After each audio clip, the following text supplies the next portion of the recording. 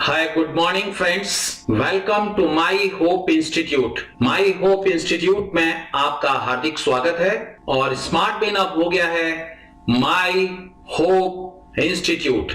काम वही है, सिर्फ नाम बदला है। तो My Hope Institute में आपका हार्दिक स्वागत है। यहाँ आपको मिलेंगे जीवन बीमा से संबंधित स्किल डेवलपमेंट वीडियोस जो आपके व्यवसाय को बढ़ाने में सहायक होंगे। आज का टॉपिक अपने ग्राहक को बोलने दें। आइए देखते हैं कि मैं यहां पर आपको क्या सलाह देना चाह रहा हूं। वो कौन सी आदत है जो आपको मदद कर सकती है आपके व्यवसाय को बढ़ाने के लिए। आइए देखते हैं। आइए आज हम बात करते हैं एक ऐसे प्रकरण पे जिसपे मैं ये आशा करता हूं कि आप मुझसे सहमत होंगे। आप लोगों ने कोई भी एक गाड़ी तो देखी होगी। बाइक हो सकती है, कार हो सकती है, या कोई भी एक मशीन हो सकती है। इस मशीन में अगर आप गौर करके देखेंगे तो बहुत सारे पुर्जे लगे होते हैं। कुछ पुर्जों का काम बहुत महत्वपूर्ण होता है और कुछ का थोड़ा कम। लेकिन ऐसा कोई भी पुर्जा नहीं है जिसको हटा लेने से उस मशीन की दक्षता, परफॉर्मेंस पे कोई फर्क ना पड़े। यह हो सकता है कि कुछ पुर्जों को हटा लेने से मशीन चलती रहे, लेकिन यह हो सकता है कि उस मशीन में आवाजें आने लगे। हर पुर्जे की अपनी इंपॉर्टेंस होती है। ठीक इसी तरह इस बीमा कारोबार में भी हम बीमा सलाहकार साथियों के अंदर भी बहुत सारी ऐसी खूबियों की जरूरत होती है। इनमें से कोई भी खूबी ज्यादा जरूरी या कम जरूरी नहीं है। सभी खूबियां समान महत्व रखती हैं। आप सोच के देखें कि मोटरसाइकिल में स्पार्क प्लग का तार हटा देने भर से बाइक नहीं चलेगी। वहीं अगर आप पेट्रोल का नॉब नहीं खोलेंगे तो भी बाइक नहीं चलेगी। वहीं अगर आप शाफ्ट को देखें और उसका कनेक्टर हटा दें, जो कि मात्र 4 ग्राम का एक लोहे का टुकड़ा होता है, तो भी बाइक नहीं चलेगी। यानी हर चीज की इंपॉर्टेंस है। ऐसे ही लगभग 25 ऐसी चीजें हैं जिनकी बहुत ज्यादा इंपॉर्टेंस है बीमा सलाहकार के जीवन में। और अब हम इन्हीं 25 चीजों के बारे में सीखेंगे। इनमें पहली महत्वपूर्ण चीज जो है वो ये है कि हमें यह समझना होगा कि हम जब ग्राहक के पास प्रेजेंटेशन देने जाते हैं उस वक्त हमें ग्राहक को भी बोलने का मौका देना है। अब देखिए होता क्या है, हम ग्राहक के पास गए हैं एक नई प्रेजेंटेशन देने के लिए, उससे अपॉइंटमेंट लिया है और प्रेजेंटेशन देने गए। जाहिर सी बात है हमारा उत्साह बहुत ऊपर होता है।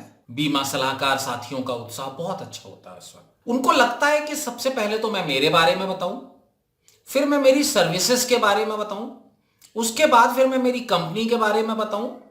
कम इंपॉर्टेंट जानकारियां नहीं है ये चीजें बहुत महत्वपूर्ण है आपकी सेल्स की क्लोजिंग में। उसके बाद फिर मैं अपने प्रोडक्ट के बारे में बताऊं, फिर मैं उसके ऑब्जेक्शंस के बारे में बताऊं अगर कोई है तो, और फिर हमें लगता है कि कोई भी ऐसी चीज नहीं होनी चाहिए जो कि बच गई हो।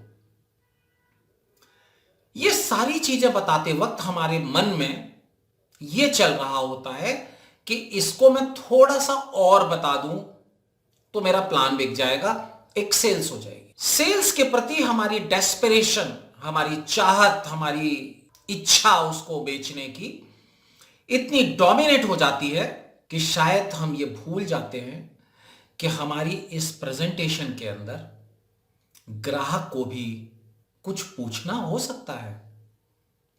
न जाने वो कौन सी चीज हो जो हमारे ग्राहक को पसंद आई हो और हमारे ग्राहक ने हमसे पूछना चाहा हो, पर हम पूर्वाभास से ग्रसित होके, पर हम इस डर से उसे बोलने ही नहीं देते कि कहीं ये कोई ऑब्जेक्शन न दे दे और मेरी सेल रह न जाए।